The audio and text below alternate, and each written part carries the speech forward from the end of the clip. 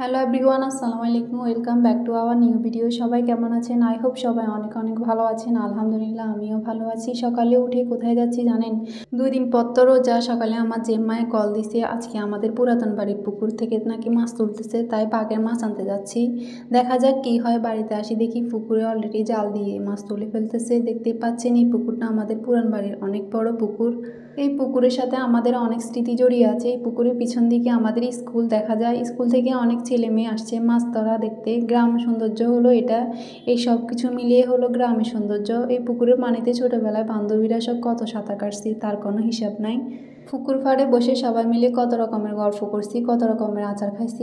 এখন শুধু এগুলো স্মৃতি। পুকুর এটাতে অনেক বড় বড় মাছ হইতো, এখন আর হয় না আগের মতো। যত্ন নাই, পরিচালনা করার মতনও তেমন কেউ নাই। এখন জাল টানতেছে, মাছ তোলার চেষ্টা করতেছে। চলেন আপনাদেরকেও দেখায়। আমি পুকুর পাড়ে দিয়ে হাঁটি হাঁটি যাইতেছি, দেখি কতটুকু দেখা যায়। এখানে দেখি সবাই দাঁড়ায় আছে। স্কুল থেকে অনেক ছেলে মেয়ে আসছে মাছ ধরা দেখার জন্য। আসলে এটা অনেক সুন্দর লাগে দেখতে।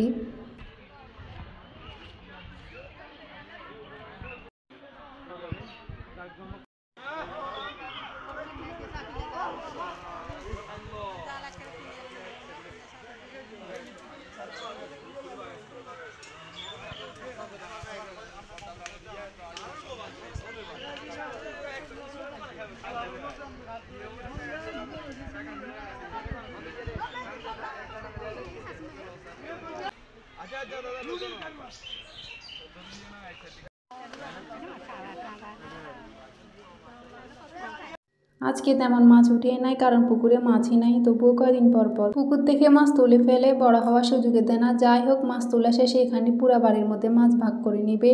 আবার স্কুলের একটা বাগ আছে, ওনারা মাছ ভাগ হলে ওনাদেরটা ওনারা নিয়ে যাবে। মাছ দেখে মনটা একদম খারাপ হয়ে গেলো। এগুলো কোনো মাছ হইলো? যাই হোক, মাছের ভাগ শেষে বাড়িতে চলে যাচ্ছি। দেখতে পাচ্ছেন আমাদের গ্রামের রাস্তা কত সুন্দর, পাশেই নদী।